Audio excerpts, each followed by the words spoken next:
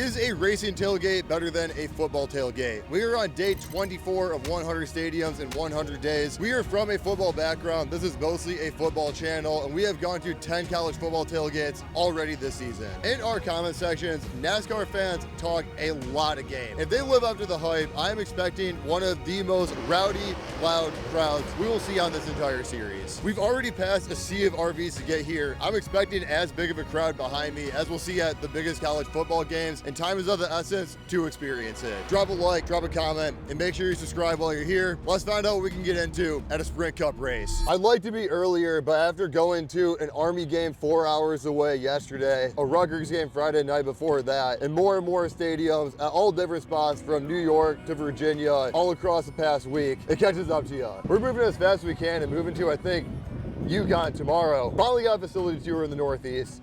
So pumped for that one. Having a good time out there, but gotta support the guys. This guy just tried to talk shop with me about my shirt, and I could not tell you the first thing about what was going on. Beer in hand, another one in the back pocket. Let's get involved here. This is actually an insanely good parking spot. We're already within sight of the track. I guess this right here is how they get everyone parking far away up to the race. I might just take that just for the fun of it. That looks like the redneck version of the tram that gets everyone into Disney World. Most noticeable thing I've seen so far, the RV situation here is legitimately times 10 of any college football tailgate I've been to. It probably feels like there's so many people here because there's like maybe one family per this amount of space for probably like 7 or 8 lots. Like, just look at how far this thing goes down, and we're in like one-tenth of the parking lot right now. Another surprise for my first NASCAR race, a little bit more expensive than I thought it would be. This is technically the playoffs, so that might make a difference, but this is $89 to get it into. Just in my experience, stuff with this many seats usually ends up being a little bit cheaper just to fill it up. Oh, Joe Gibbs is up in here? What does Joe Gibbs have to say? One thing I pick up quick doing all these videos in public, being a medium-sized content creator is just not a real thing to people. Every single person, without fail, seeing me make content that doesn't know me, freaks out because they think that 1 million people are gonna see it, or does not take it seriously because they think 0 people will. This fan area, kind of like any college football game, you have like the tailgate areas that the event itself puts on, that the school puts on. This is kind of NASCAR's version of it, and we're basically at a carnival. Whole bunch of cheap rides and games right here. A lot of good photo ops. I actually might need to take on this one myself. That's pretty fresh. There's that NASCAR water we know and love. I knew that'd be around here somewhere. Kind of thought there'd be more live music around here, but so far every stage I've seen has just been old dudes talking. They're probably really big radio shows or podcasts that people into racing care about. For the vibes though, not the best thing in my opinion. Here's some of our guys right here. Maybe that's for us. I can't lie though, maybe we screwed this up. I'm seeing more trailers around here that are unattended than attended. 2 hours to the race. I don't know how it's gonna take anything short of several hours to get every single RV out of here. Once again, this is one lot. I passed probably 8 or 9 of these. Way more past those trees up there. This whole lot goes on forever. I gotta find somebody with a sick setup too. Probably get more of that at like Talladega though than places like this. New Hampshire has to be a bitch for the core NASCAR fans to get to. I cannot stress enough how little I know about NASCAR. I also need to make some friends though. I'm sure some people would tell me instead of me just guessing. As we were talking about friends though, we found some on the way to the track. Who do we got right here? We got James. We got Eli. Nick. They're part of the G Federation. They want to show me around the track. They actually know NASCAR, I don't. They're gonna fill you guys in as we keep going. So now I don't know where those guys went, and we have about a mile walk to get into a race that starts in about an hour. I don't think we had the craziest plans before that, but this does suck. Let's rally the troops. Time to get in here, everybody. About a mile of steps in. Actually, it wasn't too bad. Now we just gotta find our guys. That whole debacle might have been an L. Just finding out 1 point for NASCAR over college football. There's Wi-Fi in this building. We have Wi-Fi. Didn't even need it. Let's see what kind of seats we're working with. We're somewhere up here. Into our spot. You can finally look up capacity because we got Wi-Fi. 76,000 strong. Feel like we got a decent spot. I'll take it for sure. I love how every one of these seats has cup holder for the bleachers. No armrest, but you gotta make sure you have a place for the beer, right? Kind of surprised the Canadian anthem made the cut here.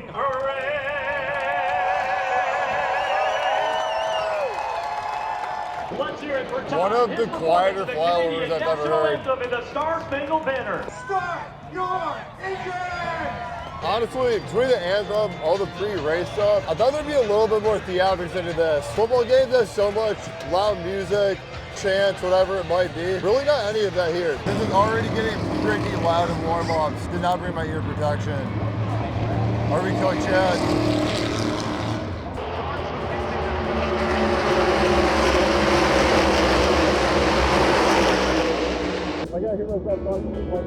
Into the race, we're gonna voice over a lot of this because this was the loudest thing I have ever attended. Engine noise is a completely different beast than any noise a human can make, even through hundreds of speakers. Of course, a lot of noise is expected at a race, but that's pretty impossible to quantify until hearing it for yourself. Even beyond the noise being irritable, what really surprised me more than anything is it is louder than conversation. For how rowdy a NASCAR tailgate is supposed to be, the crowd was pretty dead silent. There's not much cheering most of the race, and no one really talks to each other because everyone is listening to scanners giving them intel on what's going on the track, or just point blank can't hear each other over the engine noise. You guys want to know who the stupidest person at the race is? It's me. You can bring pretty much anything under the sun into this race.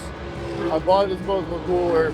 Cooler didn't have handles on it. Also forgot to put my water in, put that, didn't bring my beer in, and I just had to buy this water for $5. The same cost as the cooler. The race felt closer to a movie theater crowd than a sporting event crowd. I've already seen the comments telling me to go to a bigger or more notable race and I'll enjoy it more. Maybe that's true, but what I've mentioned already feels like such a fundamental part to every race. I don't really see any setting fully overcoming that. Also, this is the playoff race that we went to, so like, are we here for the race or the environment? If the playoffs aren't a good enough representation of the sport, that's also a pretty big problem. This is the hardest time genuinely I've had staying the course at one of the events we chose. I'm having a hard time getting to the point of being here, especially as someone that's new. I don't think actually going to a race is the best way to get acclimated to NASCAR. I think I would have been better off watching this on TV for a bit, getting acclimated with the sport in a controlled environment, and then come here once I actually know what's going on. That's just me though. There's different strokes for different folks. I could get my own scanner to enjoy the race more, but even the cheap ones run for almost $100 and good ones are a few hundred. Feels like a pretty expensive need to take in a race properly, especially just for going one time. That's the big takeaways for me. I'm sure everyone watching this isn't gonna love to hear that, but I can either make my opinion worth something or make everybody happy, and that's how I honestly felt. Concessions wasn't anything incredible, but since you can bring your own coolers in, that's pretty irrelevant. The merge setup looked cool. The options were wider than most sporting events. That did impress me. And as far as stuff you'd see at a race production-wise you wouldn't get on TV, it felt kind of lacking compared to a football game. The venue didn't put on much of a show, and there wasn't much going on outside of the race as far as fan engagement. Overall, at least as someone with little knowledge of what's going on, I don't think going to a race is really a way to fall in love with the sport. It's definitely the type of thing you need to know what's going on beforehand to appreciate it, which would take weeks of following the sport to do. But of course, the tailgate is the draw here for me, so as the race finished, we went back for more to see if it could salvage itself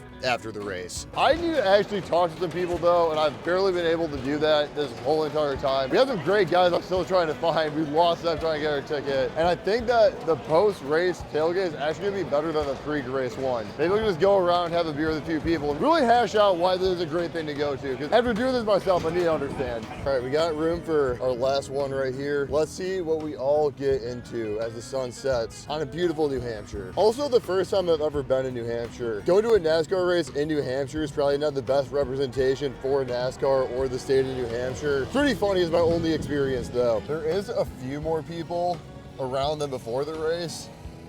It's just not super inviting. It's like I'm on a campground. Like I want to hang out with some people, but is it weird to be like, hey, can I film myself hanging out with you and your family? Kind of the position I'm in right now. It's cool to walk by places just out here repping Maine. I can't get down with that. This is pretty cool. Good for them. Here's the busiest part of the tailgate so far. These people might be having a good time. These people have to have some stories. I mean, look at this. Look at this bar back. They can't be setting that up every race, right? Do you run this joint right here? I'm impressed by it. I may be responsible for some lights, yes. And you set this up every NASCAR race you go to, a whole bar and everything. 6 races a year. Pretty impressive, man. I mean, this looks like a legit bar. I was told by those guys we have one more rig to check out. About 400 yards this way. That was some of the best vibes I've seen at any tailgate. I would be shocked if that could get topped. I've been taking notes for when I retire, because you know I gotta have an immaculate tailgate of my own at some point. That is one that is going on the front page. However, we just made it to the end of the woods and I'm not seeing anything much different about that bar. Hey, we got one thing though. I would like to party more, but it is getting a little late. We got to be at UConn tomorrow, so I feel a little bad. I know I'm going to hear it in the comments. I got to show up to a NASCAR race Thursday or Friday or way before the race starts to get the most of it. And I do understand that. But we tried, and that's going to have to be a different time than 100 stadiums in 100 days. We don't have time to do it this time around. If you're a NASCAR fan that wants to see me at bigger and better races, just support this video so I know I got NASCAR fans watching. And if y'all don't, probably less likely I'll be at another NASCAR race. Simple as that. But either way, appreciate y'all.